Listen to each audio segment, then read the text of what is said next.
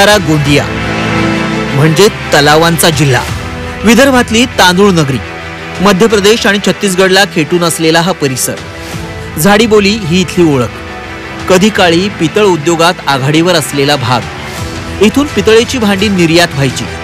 भंडारा जिल्ह्यातील गोसेखुर्द, बावनथडी आणि चूलबंद तर गोंदिया जिल्ह्यातील इटियाडोह, कालिसराड अशा सिंचन प्रकल्पांसाठी आतापर्यंत कोट्यवधी रुपये खर्च झाले। मात्र शेतकऱ्यांऐवजी राजकीय पुढाऱ्यांनाच त्याचा लाभ झाल्याचं दुर्दैवी चित्र आहे। 1984 मध्ये गोसेखुर्द प्रकल्पाची पायाभरणी झाली तेव्हा अंदाजित खर्च 372 कोटी रुपये इतका होता। आता या प्रकल्पाची किंमत 30,000 कोटींवर गेली आहे। शेतकऱ्यांचा पाण्याचा आणि पुनर्वसनाचा प्रश्न तसाच भिजत पडलाय। वाळू तस्करीचा प्रश्न गंभीर बनलाय। राजकीय पुढारीच वाळू चोरीत गुंतले असल्यानं प्रशासनाचा अंकुश नाही।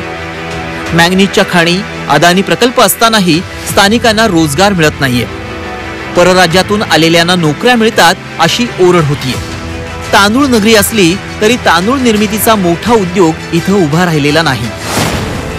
भंडारा गोंदियात प्रफुल्ल पटेल, नाना पटोले, परिणय फुके असे बडे राजकीय नेते आहेत। मात्र विकासाच्या आघाडीवर मतदारसंघात फारशी प्रगती झालेली दिसत नाही।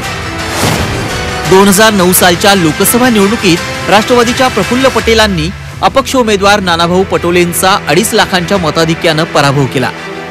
मोदी लाटेत 2014 मध्ये नाना पटोले भाजपच्या तिकिटावर निवडून आले। त्यांनी प्रफुल्ल पटेलांना 1.5 लाख मतांनी हरवलं। मात्र पंतप्रधान मोदींशी मतभेद झाल्यानंतर पटोलेंनी खासदारकीचा राजीनामा दिला। 2018 मध्ये झालेल्या पोटनिवडणुकीत राष्ट्रवादीचे मधुकरराव कुकडे यांनी भाजपच्या हेमंत पटलेंचा पराभव केला। 2019 मध्ये भाजपच्या सुनील मेंढेंनी पुन्हा एकदा ही जागा जिंकली। त्यांनी राष्ट्रवादीच्या नाना पंचबुद्धेंना सुमारे 2 लाख मतांनी पराभूत केलं। विधानसभा मतदारसंघाचा विचार केला तर तिरोरा आणि गोंदियात भाजपचे 2 आमदार आहेत। अर्जुनी मोरगाव आणि तुमसरमध्ये राष्ट्रवादी काँग्रेसचे 2 आमदार आहेत। साकोलीतून काँग्रेसचे नाना पटोले आमदार आहेत, तर भंडाऱ्यातून नरेंद्र भोंडेकर हे अपक्ष आमदार निवडून आले। भाजपकडून विद्यमान खासदार सुनील मेंढे यांच्यासह माजी मंत्री परिणय फुके, राजेंद्र पटले, विजय शिवणकर आणि माजी आमदार रमेश कुथे हे देखील उमेदवारीसाठी इच्छुक आहेत। तर काँग्रेसकडून प्रदेशाध्यक्ष नाना पटोलेंसह प्रशांत पडोळे, चंद्रकांत निंबारते, मोहन पांजभाई यांच्या नावाची चर्चा आहे।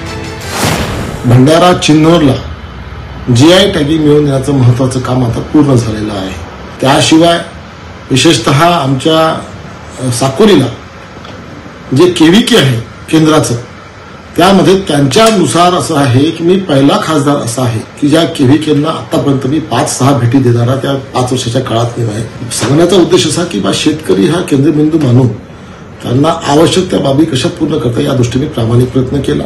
या जिल्ह्याला नाना पटोले सारखे नेतृत्व आपल्याला मिळालेले आहे आणि त्यांच्याच अंडरमध्ये आपण भंडारा आणि गोंदिया जिल्ह्याला लोकसभेची खासदारकीची निवडणूक लढवावी म्हणून आपण काँग्रेस पक्षाला मागणी केलेली आहे। आमचे जे मुद्दे आहेत, आरोग्य, शिक्षण आणि शेतीवरील व्यवसाय डेव्हलपमेंट व्हावा, या मुद्द्याला धरून आपण इलेक्शनमध्ये समोर जात आहोत। भंडारा गोंदियात पुन्हा एका राजकीय पक्षाची मक्तेदारी दिसत नाही। कधी भाजपचा तर कधी राष्ट्रवादी काँग्रेसचा खासदार इथून निवडून आलाय। आता काँग्रेसनंही इथं जोर लावलाय।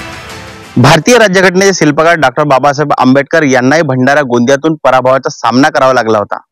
प्रत्येक निवडणुकीत नवा खासदार देण्याची परंपरा इथल्या मतदारांनी आतापर्यंत न चुकता पाळली आहे। यंदाही तिचं पालन होणार की त्यात बदल होणार ते पाहायचं आहे। प्रवीण तांडेकर, G24 तास, भंडारा गोंदिया।